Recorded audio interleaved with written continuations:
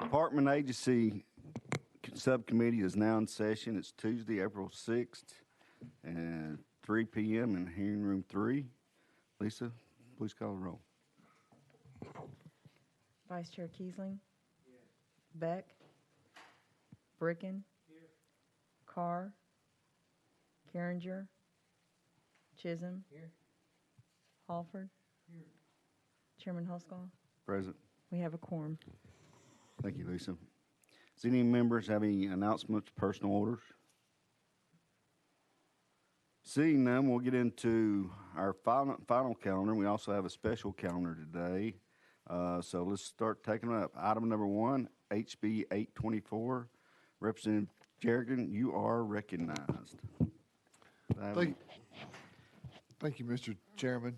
I plan to take this bill off notice, but if you'd allow me to make a short statement before I do so, I'd appreciate it. Okay, you're recognized. Okay, thank you, sir. Members, the reason I brought this bill to begin with is when I saw where the Gaming Commission ruled 2-0-1 to allow, and specifically to allow advanced financial and the sports betting accounts to be opened up in the same location, and they said there was nothing in the law to prevent that. That's the sole reason why I brought that. There's been suggestions I brought for other reasons, but that's just not the case. And what I want to do is there's going to be an amendment in the Senate. They're going to continue to run it. And so my hopes is that if it does pass there, and I think there are amendments more of just not allowing loaned money be used for gambling, and that's the short of it. You'll hear that just trust us, we're not doing it, and I'm more of a Ronald Reagan trust and verify kind of guy, so that's what I was looking to do. So with that, I would take it off notice, and hopefully if it passes there, I can bring it up next year. All right? Thank you, Chairman, members. Thank you, Representative. HB 824 is taken off notice, so it will be rolled to the hill of the special calendar. Item number 2, HB 1267 by Representative Glitzy. You are recognized.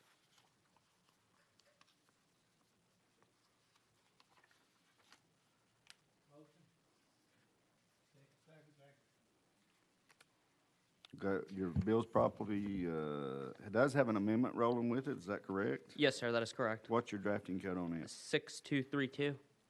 That is correct. I have a motion and a second on the amendment. Motion and second, so the bill's properly before us. You want to explain your amendment? I believe the amendment makes the bill. Okay. Do you want me to just State the facts. state the facts?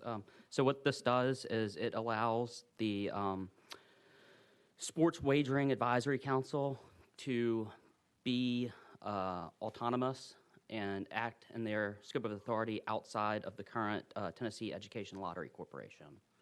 Okay. With that explanation, we have any questions or comments for Representative? Seeing none, we're voting on Amendment 6232. Those in favor say aye. Aye. Opposed? Amendment's on the bill, and the way you explain it, the amendment does make the bill. Is that correct? You got any additional statements? No, unless anyone has any questions. No, sir. Any questions, comments, members? Seeing none, we're voting on HB 1267. Those in favor say aye. Aye. Opposed? You're rolling on to full. Thank you so much.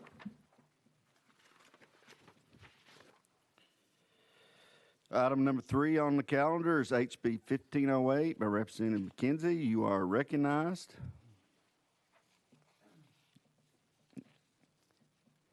Do we have a motion, second, members?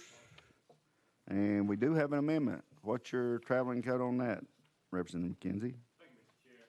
The amendment is 4835. That is correct. We have a motion, second on the amendment. Got a motion, second. So, does the amendment make the bill? You can explain the amendment. Thank you. Thank you, Mr. Chair. Simply put, this bill with which my predecessor carried last session, while productive, doesn't go far enough to help. Currently, the formula only gives, and if you admit that this is the sports betting part of the money.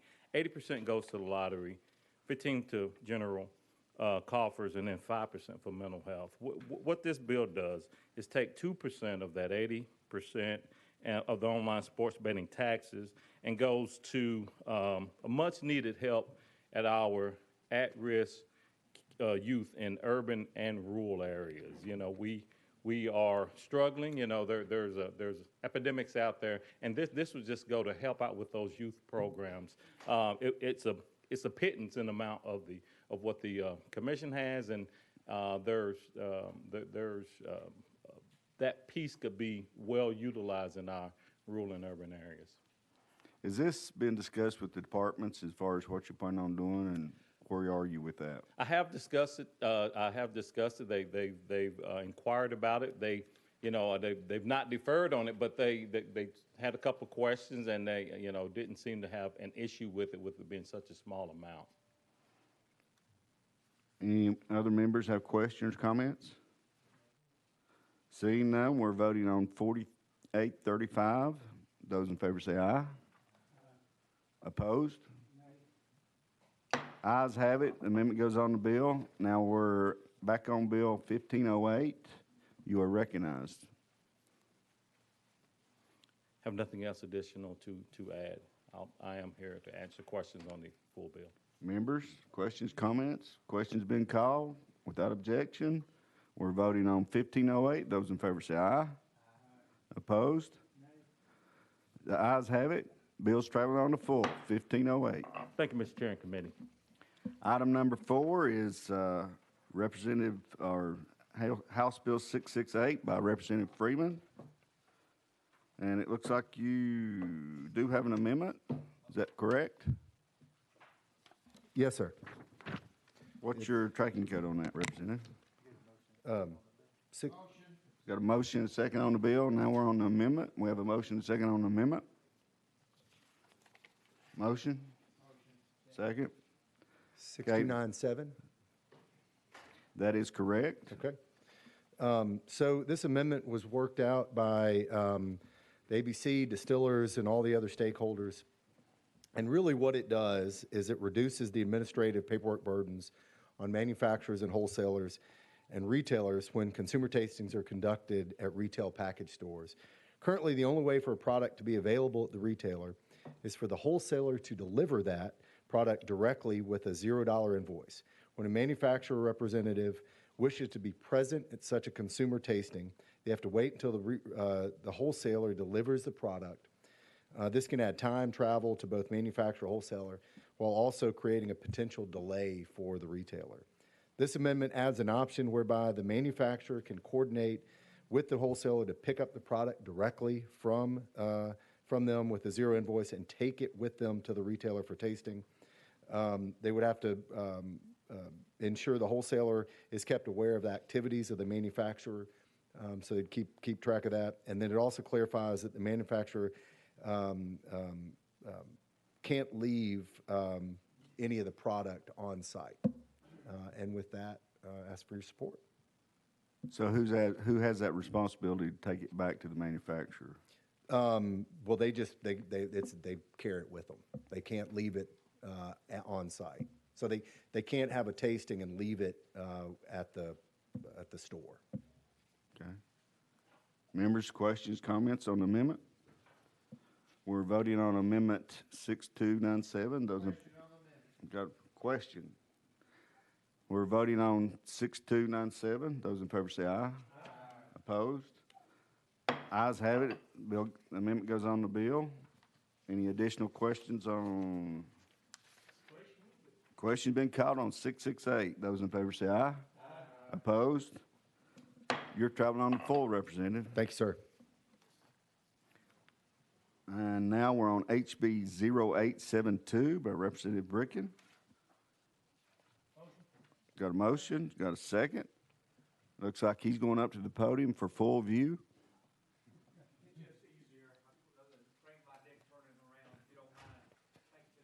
Committee.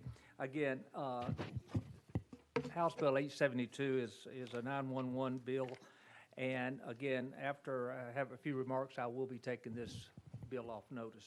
But again, this bill basically would require the State Emergency Management Board to develop uniform operating guidelines and rules for all the 911 districts in the state and give those districts 5 years to implement those. And the reason for this bill, there's several, but last year we passed House Joint Resolution raising the monthly 911 fee on your phone lines from $1.16 to $1.50. That was roughly a $25 million fee or tax to the citizens of our state, which collectively with that $1.50 per month generates about $120 to $130 million a year. We passed that without knowing what it costs to run a 911 district. The districts in our state operate roughly 40% one way, 60% another way. It is estimated that the total cost of 911 operations in our state is about $500 to $600 million. So the monthly phone fee that we're paying roughly just covers less than a quarter of what we think is the operating cost. Until we get all 911 districts operating uniformly, we'll never know what the cost is. And so down the road, when we get requests for future monthly rate increases, we should know that why we're getting those costs, why we're getting that request. And right now, we don't know. And again, I want to be on the record, I am fully for 911 district operations to be fully funded. Personally, I think it's going to take about $7 to $8 a month to fully fund out of your phone bill that cost. But if we do that, one, it's the right thing, I think, for the users of 911 to pay that fee off their phone bill and take the burden off the property tax holders in our state. So we would be paying a service fee for a 911 service and then removing the property tax costs to the citizens of our state. And I think that's the proper function. But until we know and get a uniform operation of 911, we'll never get there. So we're kicking this can down the road with, until we address it. In my opinion, the state ECB board has totally failed in their role to lay out a strategic vision and plan to get 911's operations running in a uniform, efficient manner. Again, that's on them. But we as legislators, we represent the citizens of our state, and I think we should. And again, this legislation, more than likely, good Lord willing, will probably come back, and I'll see where it goes next year. But again, appreciate y'all listening to me.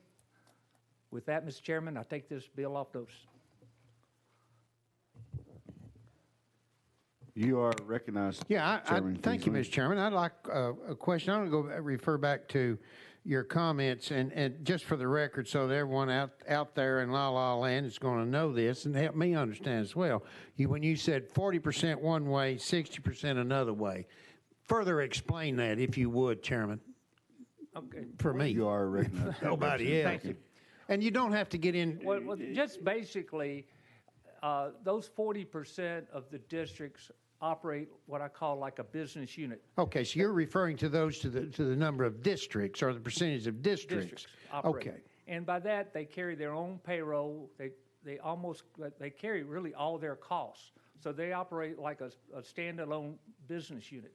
The other 60% really don't, their payroll is either carried by local governments and therefore is hidden, and we don't know what it is. I mean, no one seems to know exactly what the full cost of those 911 operations are. So, Well, You are recognized. okay, thank you. Very admirable of you to continue to pursue this, and this is something that's of interest to me, of course, as well, and I think most everyone here. So how do we, again, your approach, how do we, as a committee approach, do you turn to the comptroller for assistance, and who do you turn to then, the comptroller, in your opinion? the comptroller is looking at this. There's a lot of issues. The lack of uniformity in the financial reporting of 911 districts is really surprising. So the comptroller is looking at requiring uniform financial reporting and disclosures, because, again, without getting into the financial weeds, Right. the comptroller is taking a look at it. The State Society of CPAs are looking at it. So those organizations hopefully will come up with some recommendations. Okay. And then hopefully the state board will do what I think is for best practices, move this along and start establishing some uniformity of our districts across Gotcha. the state. Well, thank you again. Thank you, and thank you, Chairman. Thank you. Other questions, comments by the committee? Seeing none, we appreciate your passion for this, Representative Brigham. But HB 0872 is off notice, and so it will be rolled to the hill of the special calendar. We don't. So if it's off, put this.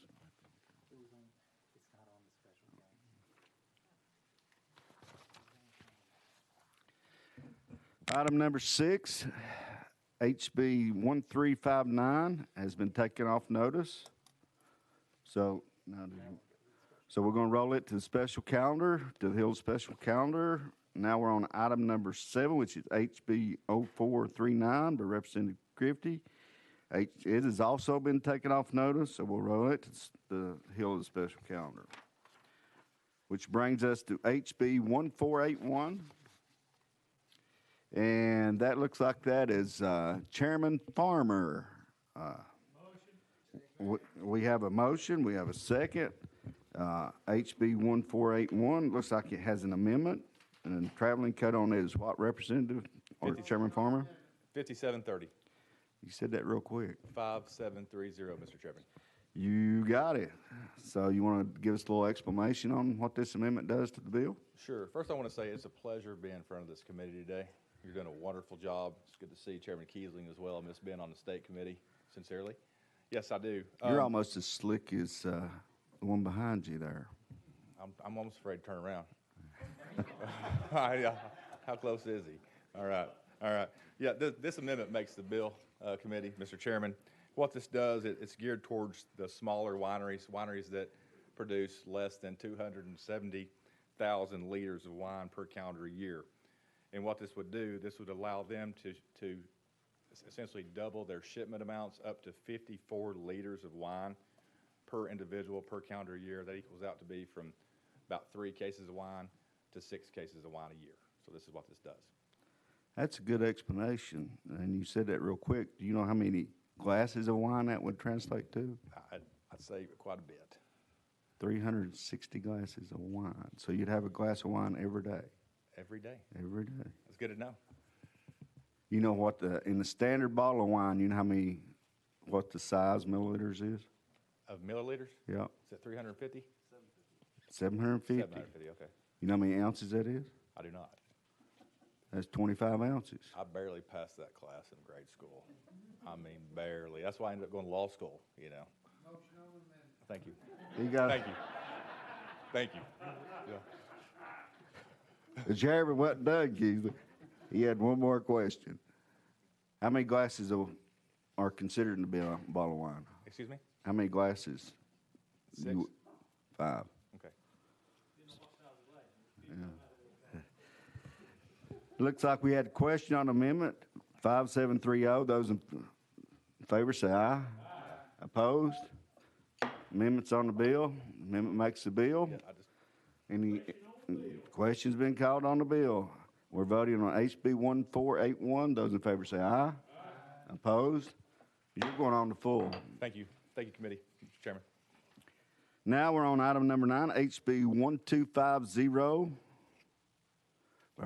Chairman Faison, Leader Caucus Chairman Faison. You have a motion, second. Looks like we have an amendment. Got a motion, second on the amendment. Does the amendment make the bill? It does, 03908. 3908 is correct. You want to explain the amendment to us, Representative? Yes, sir, and it's very good to be with this very astute committee, and I will let you know that there are technically 5 glasses of wine That in a is bottle. correct. Unless you pour it the way you would pour it, there may be 3 4. glasses or 4, yes, sir. Committee, every year, your local people at home with nonprofits, they can petition our illustrious Secretary of State to do a charitable gaming event. And this bill, the only thing it does is allow them to also do bingo at these gaming events that happen once a year. And your people at home really want you to vote for this. And it also has instant bingo on there, correct? Yes, sir. You don't mind elaborating on that? I'll let you. No. Go ahead. I mean, it's the electronic form of bingo that they can do, and that's that once a year that they can do that with legally and apply through that with the Secretary of State's office. Does that take a machine? I mean, we have questions, comments? You are recognized, Representative. Thank you, Mr. Chairman.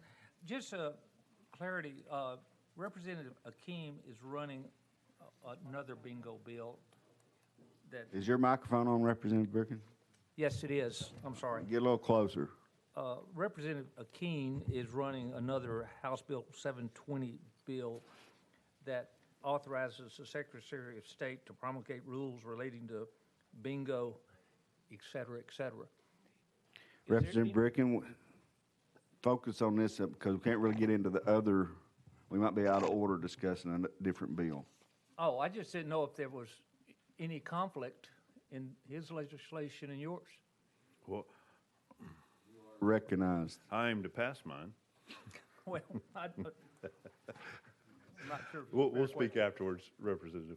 Okay. Other questions, comments? Questions are called on the amendment 3908. Those in favor say aye. Aye. Opposed? Amendment goes on the bill. Now the bill's properly before us.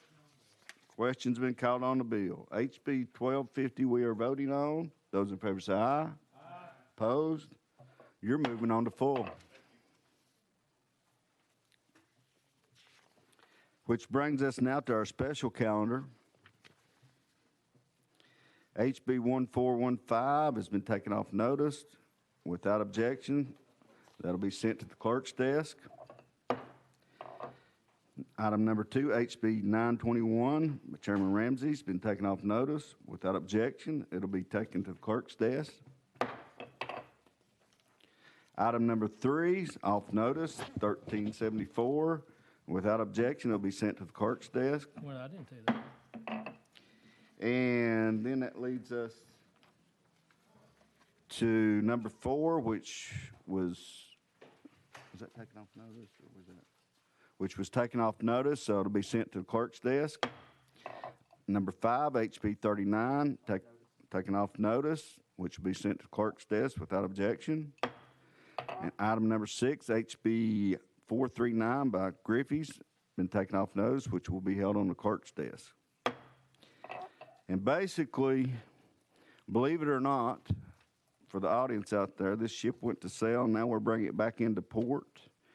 And without our mates, which has done a wonderful job, this organization when it never took sail, which is our assistant, Lisa Falkenbach, our attorneys, which have provided us with excellent counsel, Matt Mundy and Josh Houston. And then we got our wonderful research analyst, Nathan Witt, our intern, Matthew Nicholson, and library and archives, Gina Henderson, our clerk, Alicia Downer, and video, Lance Eastman and Jacob Carr. And then our sergeant at arms, Terry Van Truss. You know, you guys have done a wonderful job, and this committee thanks you, and without you, we would not have been a success. So, yeah, let's give them a hand. So, believe it or not, we finished our calendar, and without objection, this committee is closed subject to the call of the chair.